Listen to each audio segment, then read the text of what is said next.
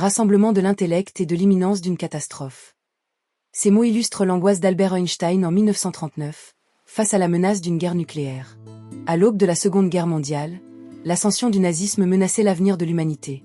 Les scientifiques, dont Einstein, observaient avec inquiétude l'éventualité d'une guerre cataclysmique.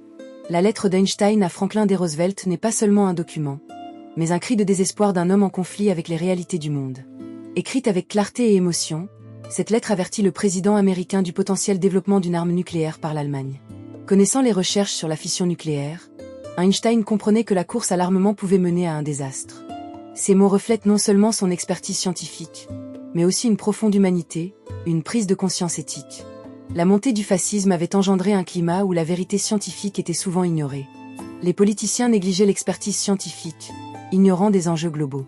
En tant qu'immigré juif, Einstein réalisait l'ampleur des menaces. Son appel à l'action était d'une importance cruciale. Le 2 août 1939, alors que les tensions augmentaient, Einstein rédige une lettre à Roosevelt marquant un tournant historique. Il évoque la possibilité d'une arme de destruction massive, la bombe atomique. Sa conscience aiguisée des avancées scientifiques en Allemagne l'incite à agir. Dans sa lettre, il décrit les implications de la fission nucléaire. Son message n'est pas qu'un simple avertissement. Il mobilise la conscience collective face à une menace imminente. Des scientifiques juifs, comme Léo Szilard, partageaient les mêmes craintes. Ils savaient que leur savoir pouvait être détourné pour des fins militaires, transformant des découvertes scientifiques en instruments de guerre. La lettre de Roosevelt est un appel à agir avant que d'autres pays ne prennent de l'avance sur cette technologie. Ce moment annonce l'implication américaine dans le projet Manhattan, qui débouchera sur la création de la première bombe atomique. Au-delà des aspects militaires, cette lettre soulève des questions fondamentales sur la moralité. Une fois la technologie entre les mains des gouvernements, le retour en arrière serait impossible. Les découvertes qui auraient pu servir l'humanité deviennent des outils de destruction. Dans cette époque troublée, le désir de préserver la paix se heurte à la réalité d'un monde en guerre et en proie à la haine. Einstein, un homme de science, se trouve alors propulsé sur le devant de la scène politique. Son cœur est partagé entre l'espoir d'une paix durable et l'inquiétude croissante face à des idéologies totalitaires. Son esprit, tout en émettant des calculs complexes sur la relativité et la fission, est assailli par une question plus lourde. Comment les savants peuvent-ils influencer le cours de l'histoire ? Dans son esprit, le souvenir de conversations avec ses pairs résonne encore. Ils avaient discuté du potentiel destructeur de la science, tandis qu'à l'extérieur, les échos des bottes militaires résonnent, tranchant le silence de l'innocence. Einstein n'était pas seulement un théoricien, mais un témoin d'une époque où chaque avancée scientifique comportait des dangers grands comme des montagnes. Sa lettre de 1939 ne fait pas que relater un constat. Elle tisse un récit aux ramifications infinies. En évoquant la fission nucléaire, il fait référence à l'expérience de découverte de l'uranium en 1938 par Otto Hahn et Fritz Strassmann, qui avait ouvert la voie à une compréhension plus profonde du noyau atomique, mais aussi à un potentiel de destruction inimaginable. Cette découverte, bien qu'accueillie avec la joie de nouvelles possibilités scientifiques, jetait également une ombre inquiétante.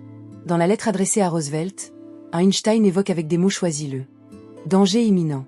Il écrit « Dans les derniers mois, il a été possible d'obtenir des réactions en chaîne dans une grande masse d'uranium, ce qui pourrait aboutir à des bombes d'une puissance inimaginable. » Il ne s'agit pas simplement de phrases prononcées à la hâte. Ces mots portent le poids de ses angoisses, l'angoisse d'un homme conscient des responsabilités qui pèsent sur ses épaules. Einstein, par cette lettre, devenait le précurseur de débats moraux que la société moderne continue de se poser. La juste utilisation de la science se heurte à des défis éthiques sans précédent. En 1939, alors que l'ombre de la guerre s'étend sur l'Europe, le quotidien d'Einstein est celui de l'anxiété. Il vit à Princeton, une ville où l'intellectuel est encore respecté, mais où les alarmes de guerre se font de plus en plus pressantes. Ses déambulations dans les rues paisibles sont souvent troublées par des pensées sombres. Chaque visage croisé, chaque conversation entendue rappelle que dans les coins de l'Europe, des millions de vies sont sur le point d'être bouleversées. Dans le cadre de la recherche scientifique, certaines figures se distinguent. Otto Hahn, Fritz Strassmann et Léo Szilard avaient tous, à leur manière, des visions de la science qui dépassaient le cadre de leur laboratoire. Ils savaient que l'existence de la fission nucléaire ne serait pas seulement une curiosité scientifique, mais un potentiel outil de guerre. Les premiers mois de la guerre amènent une intensification des travaux sur cette technologie, et la situation géopolitique se dégrade rapidement. La peur de la domination nazie sur l'Europe ne fait que croître. C'est dans ce contexte d'angoisse collective qu'Einstein prend la décision d'écrire à Roosevelt. Au laboratoire de Los Alamos, en Californie, les premiers scientifiques commencent déjà à planifier ce qui allait devenir le projet Manhattan. Ces hommes, engagés dans une course effrénée, sont conscients que la connaissance peut avoir un impact colossal. Pour eux, La fission nucléaire représente à la fois un exploit scientifique et une menace pour l'humanité. C'est donc cette dualité qui entra également Einstein. Au moment où il écrit à Roosevelt, son esprit est assailli par des réflexions complexes. La science, qui devrait servir l'humanité, pourrait devenir son bourreau.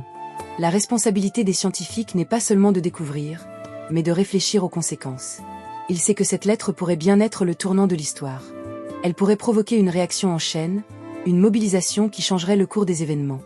Les mots d'Einstein portent alors une portée bien plus large que le simple avertissement d'une arme. Cette lettre devient un appel à une responsabilité partagée, une mise en évidence de la nécessité de réguler les découvertes scientifiques. Ce dilemme, croisé par de nombreux scientifiques de l'époque, est révélateur d'une tension entre la quête de la connaissance et les implications de cette connaissance. Dans un monde où les régimes totalitaires étendent leur emprise, les scientifiques se retrouvent à un carrefour crucial. Cette prise de conscience, pour Einstein, devient un devoir moral. Les mois passent, et le projet Manhattan avance. Les recherches menées au laboratoire de Los Alamos culminent en 1945 avec la première explosion de la bombe atomique, le 16 juillet, dans le désert du Nouveau-Mexique. Ce moment historique, connu sous le nom de « Trinity Test », est à la fois une prouesse de l'ingéniosité humaine et un symbole de destruction. Tout se déroule dans un cadre vaste et aride, le ciel bleu, presque indifférent à l'humanité, servant de toile de fond à une expérience qui pourrait marquer le début d'une nouvelle ère. Einstein, bien qu'il ne soit pas impliqué dans les travaux, sent son esprit peser sur chaque décision prise dans ce laboratoire. Le poids de ces mots résonne dans les oreilles des scientifiques. Des hommes comme Robert Oppenheimer, le directeur du projet, sont conscients que chaque avancée scientifique doit être mise en balance avec sa moralité. Les conséquences de leurs actions, jusqu'alors théoriques, prennent désormais une dimension réelle et terrifiante. En août 1945, les bombes d'Hiroshima et Nagasaki sont larguées. Non seulement ces événements marquent la fin de la Seconde Guerre mondiale, mais ils révèlent également l'horreur d'un pouvoir nucléaire déchaîné. Des images terrifiantes de destruction, de souffrance humaine, et de vies anéanties par une seule décision résonnent à travers le monde. Pendant ce temps, Einstein, qui avait espéré que son appel à la conscience pourrait empêcher une telle tragédie, se trouve face à la réalité de l'inutilité du savoir face à l'avidité et à l'ignorance. Avec chaque nouvel rapport sur les conséquences tragiques de la guerre, son cœur se serre. Les mots prennent une nouvelle résonance. Il avait prévu la destruction, il avait anticipé les erreurs de la science, et pourtant, l'humanité semble immuable dans son cheminement vers l'autodestruction. La détresse d'Einstein se transforme alors en un cri pour la paix. Après la guerre, l'esprit d'Einstein s'engage dans la lutte pour le désarmement nucléaire. Il commence à donner des conférences, à écrire des articles, à appeler à l'action. Ces mots deviennent des hymnes à la paix. Dans une lettre aux Nations Unies, il déclare « Il ne peut y avoir de paix sans désarmement ». Ces mots, prononcés avec une passion désespérée, sont le reflet des conséquences tragiques de la fission nucléaire. Chaque avancée scientifique, chaque découverte doit être précédée de la conscience des enjeux. Cette prise de conscience, pour Einstein, devient un devoir moral. La guerre a laissé des cicatrices indélébiles. Dans une Europe dévastée, aux ruines fumantes, Einstein voit un avenir incertain. Il est interrompu par des échos de ses propres mots, des sentiments de culpabilité, de regret et d'une urgente nécessité de faire entendre sa voix dans un monde où le savoir doit être mis au service de l'humanité. Mais il ne se décourage pas. Il défend l'idée que la science doit passer à un nouveau cadre éthique. Dans ses discours, il insiste sur la nécessité d'une réflexion profonde autour des avancées scientifiques. Les scientifiques doivent être conscients des conséquences de leurs innovations, au-delà de la simple curiosité intellectuelle. Tout au long de sa vie, il prêche l'idée que le savoir doit servir à l'humanité, et non à sa destruction. Dans les années qui suivent, il continue à influencer les débats sur l'éthique scientifique, prenant position contre les essais nucléaires et appelant à un dialogue renforcé entre scientifiques et politiques. Sa voix, autrefois réduite au silence par le bruit de la guerre, trouve maintenant écho dans des forums internationaux. Les années passent, mais les échos du passé ne laissent pas de répit. La peur d'Einstein ne se limite pas aux armes, mais s'étend aux questions de justice sociale et de droits humains. Son héritage se façonne ainsi autour d'une vision où le progrès scientifique est indissociable des valeurs humaines. Il voit la science comme une extension de la moralité humaine. L'histoire d'Einstein est un exemple poignant du dilemme moral que chacun de nous doit affronter dans un monde moderne en proie à des avancées technologiques rapides. Son parcours nous rappelle que chaque découverte doit être faite avec prudence et responsabilité. Sa voix reste une lueur d'espoir dans une époque troublée. Son héritage est une invitation à agir, à construire un avenir où la connaissance et l'éthique coexistent pour le bien de tous. Car ce n'est qu'à travers notre engagement que nous pouvons véritablement honorer son héritage.